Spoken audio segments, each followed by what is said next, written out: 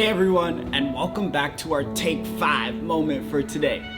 Today we're going to be recapping what we learned about last Sunday, and that we should choose words that help others and not words that hurt. The verses that we'll be looking at are found in Ephesians 4 verse 29 and Mark 7 verse 15. And guys, they go like this. Don't use foul or abusive language. Let everything you say be good and helpful so that your words will be an encouragement to those who hear them. And our second verse is this. It is not what goes into your body that defiles you. You are defiled by what comes out from your heart. This is something that we all can relate to because the fact is we all have opinions. Sometimes we use that phrase, in my opinion, because we are not sure if what we're gonna say will be judged, and other times we use it to give ourselves permission to pass judgment on. And I wanna let you guys know something very important. There is nothing wrong with having or sharing our opinions. Where there is a problem though is when we try to hide our judgment in what we would call an opinion. In today's day and age, we experience a lot of gossip. But why?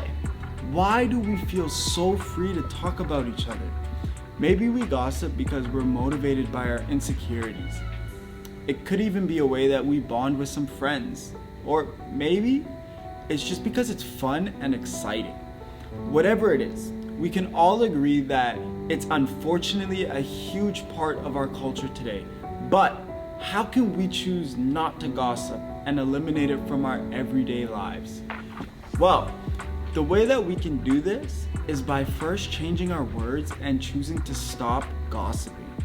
We have to check our hearts and choose to change our language. We should be choosing words that are good and helpful, like Paul said, so that we are encouraging the people closest to us. We have the power to choose whether we want to contribute to gossip or not. And you will choose the words that will build people up instead of tearing them down. Remember, choose words that help others and not words that hurt. Now I know gossip is going to be all around you and everywhere, everybody else might be doing it, but you get to choose if you contribute or not. In fact, you have the power not to do what everyone else is doing. You have the power to choose words that build up people instead of tearing them down. I'm not saying that it's easy, but just because it's fun or natural or true doesn't mean it's good. And you don't have to do this on your own. God's very spirit lives inside of you and me, and he would love to help you and I choose to speak life instead of words that rot. So why don't we ask him for help?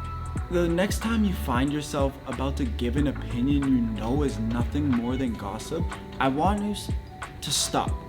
And I want us to ask ourselves this. Why do we want to say this? What's happening in me that's making me want to say this thing about somebody else? What does this show me about my heart? Identify where your desire to gossip is coming from. Then give yourself a new filter for your words. Use the one Paul gave us by asking, is it helpful? Is what you're about to say helpful to anybody else? Is this going to build up or encourage? Is it going to be, or is it going to bring good fruit?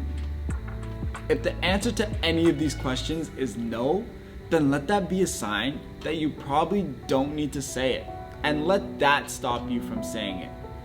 And this is because we should choose words that help others and not words that hurt others.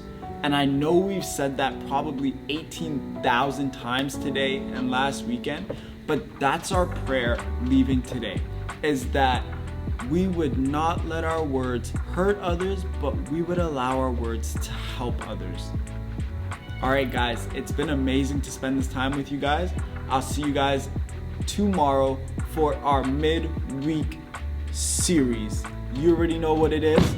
Stay tuned, stay amazing, and I'll see you guys then. All right, bye.